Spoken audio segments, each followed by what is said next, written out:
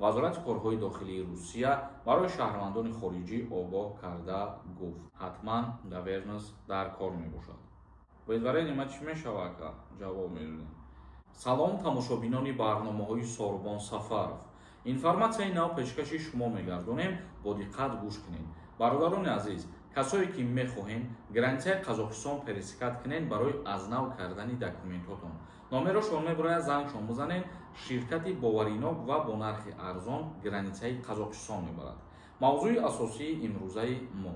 Вазорати корҳои дохилии Русия гуфт хуруҷ ва вуруди такрорӣ аз сарҳад будубошро қонунӣ намекунад. Шаҳрвандони хориҷӣ гумон мекунанд ки тариқи хориҷ шудан аз Русия ва сипас баргаштан ба кишвар метавонанд мақоми муҳоҷиратии худро нав созанд ва муҳлати будубошро дароз кунанд. Ин ақида хато аст. Дар ин бора вазорати корҳои дохилии Русия барои шаҳрвандони хориҷӣ огоҳ карда гуфт муҳлати ниҳоии будубош дар Русия барои шаҳрвандони кишварҳои бидуни раводид 90 рӯз дар як сол мебошад. шахсоне ки меъёри риоя намекунанд бояд ба рӯйхати шахсони таҳти назорат ё чорни списка ворид шаванд. ҳамчунин зикр шудааст ки муҳоҷир аз замони шомил гардидан ба рӯйхат ва ҷойгир кардани маълумоташ дар сомонаи вазорати корҳои дохилии Русия огоҳшуда шуморида мешавад.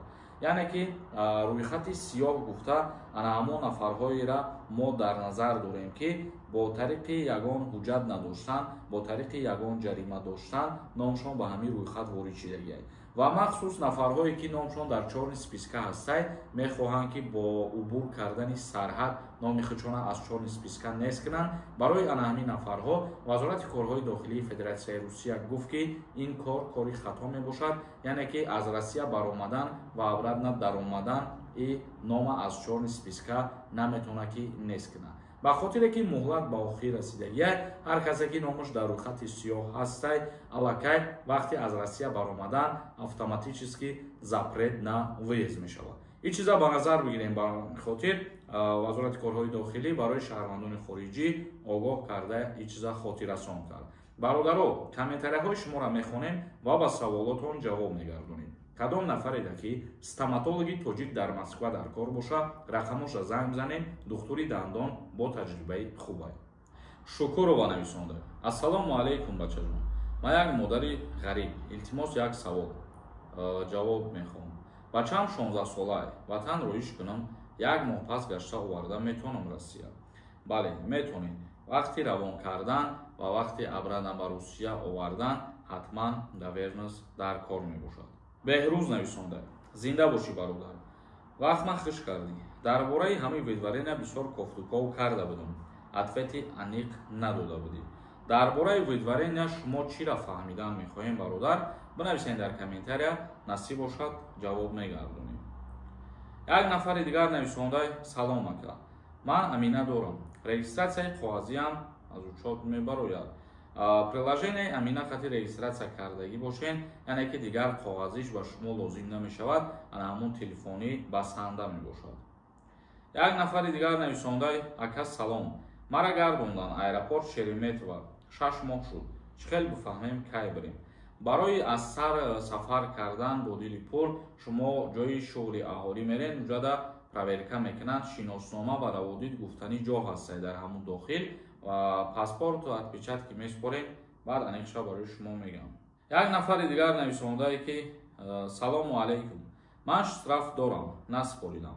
метавонам ба Тоҷикистон равам ё намемонам баромадан? аз Россия илтимос ҷавоб диҳед. аз Россия баромадан мемонанд, лекин наспоридани ҳамин штрафҳо сабаб шуда метавонад ки шуморо запрет мекунанд. ба ҳамин хотир ҷаримаҳоро сари вақт пардохт кунед. алиев нависонда. салому алайкум ака. ҳамин бо программаи амина серӯза Тверской област меҳмонӣ равем мешавад ё не? айбаза намеброрам, илтимос ҷавоб диҳед. не, барои меҳмонӣ рафтан ин ягон мушкилӣ намешавад бародари азиз. як нафари дигар нависондаe ки салому алайкум. ман видварения гирифтам, леки 5 сол шудааст дар Москваем. видварени ма чӣ мешавад ака? ҷавоб медодем. як бор проверка кунед, муҳлатша ҷавоби аниқша мефаҳмед. лекин вақте ки шуморо запрет мекунанд, видварения мекунанд, шумо аз Россия берун намебароед, мабодо ки боз яке дастгиртон кунанд, метавонанд ки ҳамун муҳлатша зиёд бикунанд. боз гарени нависондаe. акай Сорбон, ман ягон видеота пропускат намекунам. Чӣ ба ки шумо комменти мара намехонед. узри зиёд бародари азиз. касе ки ба саволош ҷавоб намегирад бахшиши зиёд, шуморо ҳам чиза то'г'ри бифаҳмед, ба хотире ки мо дар як видеомон успед намекунем ки ҳамаи комментарияҳоро бихонем. ҳар касе ки ҷавоб намегирад бахшиш, мақсад ноумед нашавем бародаро. Мирзоев нависонда. Ассалому алайкум ва раҳматуллоҳи ва баракоту. Саломат бошӣ бародар Сорбон. Аллоҳ нигаҳбонат бошад. Аллоҳ баракат диҳад ва чизе ки талабгор бошӣ аз Аллоҳ насибат гардонад. бародар шумо бар ин шеърбачаҳои тоҷикистони соҳиби истиқлол дар ин миллати Тоҷикистон беҳад арзанда ва соҳиби қадру соҳиби эҳтиром ва зарур ҳастед. Аллоҳ нигаҳбон бошад. Омин. раҳмати калон барои суханҳои беҳтаринтон. ҳамеша дар ҳаққи мо дуогӯ бошед. раҳмат, ташаккури зиёд барои суханот. худованд ҳамамонро нигаҳбон бошад бародар азиз. ТВТ нависондаед. бародар аз рӯи инсоф ва имондорӣ дурӯғгӯ ҳастӣ. чӣ лозим як чиз мемонӣ, як гапи дурӯғ мегӣ. агар ҳамин камтарак ақли хуб дошта бошӣ, ту дуруст дарк мекунӣ. ман дар видео ягон чизи дурӯғ намемонам ҳеҷвақт. баъзе аз ин ҳамин бадбахтҳо бесаводое ки ҳастанд, ақле надоранд ки дуруст бифаҳманд мо дар чӣ масъала гап мезанем. ба ҳамин хотире хеле фаҳмиши хуб надорем, тамошо накунед видеоро. шарт ва зарур нестае ки морам ягон гумони бад кунем, ягон гапи безебтон мегӯем. як нафари дигар нависонда. Салом акай Сорбон. даъваткунӣ ба хизмати ҳарбӣ чӣ хел шид? дар ин масъала мо видеои динангида гап задем бародари азиз, фаҳмондем ки аллакай сар то сари ҷумҳурии Тоҷикистонда нақшаи даъват ба хизмат то имрӯз 92% ба анҷом расидагӣ ва то охири моҳи ноябра давом мекунад. зинда ва сарбаланд бошед. барномаи имрӯзамона ҷамъбаст мекунем. ҳар касе ки моро тамошо мекунад, худованд нигаҳбонтон бошад бародаро. шуморам дар ҳаққи мо дуогӯ бошем. то видеоҳои дигар, худованд ҳамаи мо шуморо нигаҳбон бошад.